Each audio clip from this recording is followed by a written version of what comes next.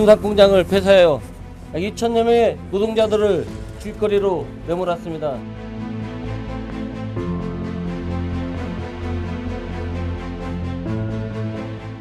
And Korea is key part of that future.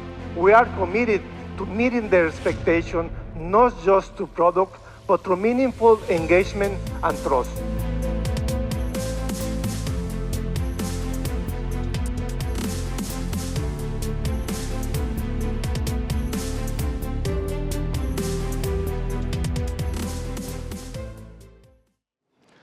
한때 철수설이 무성했던 제너럴모터스가 최근 대규모 투자를 단행하며 한국을 주요 생산 거점으로 구축했습니다.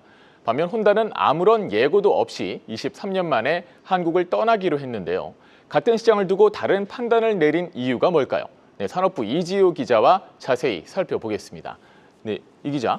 최근 GM 한국 사업장을 직접 다녀왔다고요? 네, 분위기가 어땠습니까? 네, 맞습니다. 제너럴 모터스죠. GM은 2018년에 군산 공장을 폐쇄할 당시에 2028년까지 국내 사업을 유지하기로 했었습니다. 이 이후부터는 꾸준히 철수설이 좀 제기돼 왔는데요. 말씀하셨던 것처럼 제가 직접 GM 창원 공장에 다녀왔습니다. 막상 현장을 가보니까 분위기가 완전히 좀 달랐다 이렇게 평가할 수가 있겠는데요. 일단 가동률이 95% 수준이었습니다. 95%는 사실상 풀가동에 가까운 수준인데요. GM 글로벌 공장 중에서도 압도적인 1위입니다. 창원 공장에서는 쉐보레 트랙스 크로스오버와 트레일 블레이저를 만들고 있는데요. 이 만든 차량 대부분을 미국으로 보냅니다. 이들 차량은 최근 누적 생산 200만 대를 돌파할 정도로 인기인데요. 지난해 미국 시장에서 소형 SUV 부문 점유율 43%를 기록했습니다. 그러니까 2명 중 1명은 한국 GM에서 만든 차량을 선택했다 이렇게 볼 수 있겠는데요.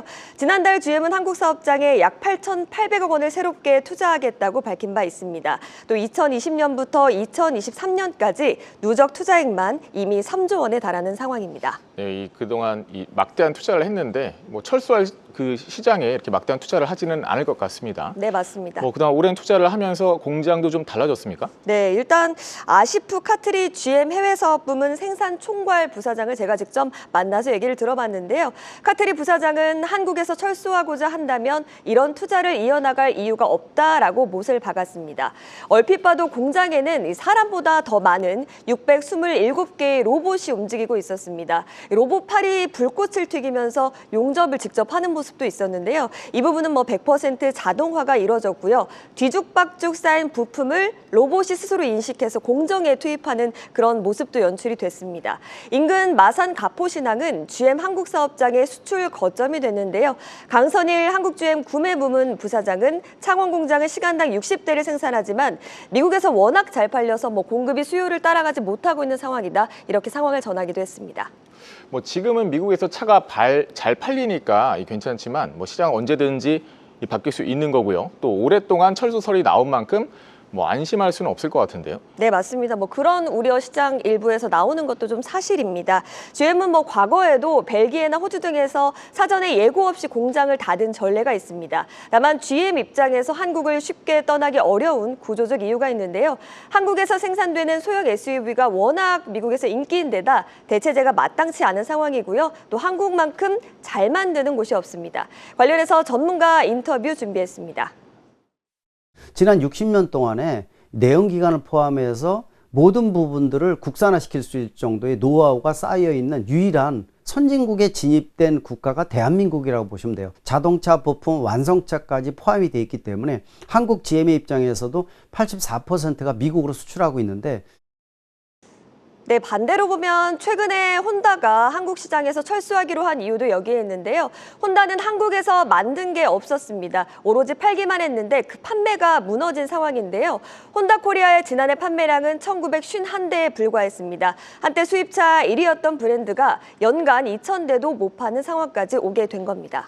그런데 이제 일본 완성차의 한국 철수가 이제 혼다가 처음이 아닌데 특히 일본 브랜드가 한국에서 이렇게 버티지 못하는 특별한 이유가 있을까요? 네, 일단 스바루는 2012년에 진출 3년 만에 좀 철수를 했고요. 아시다시피 닛산 역시 2020년에 사업을 접었습니다.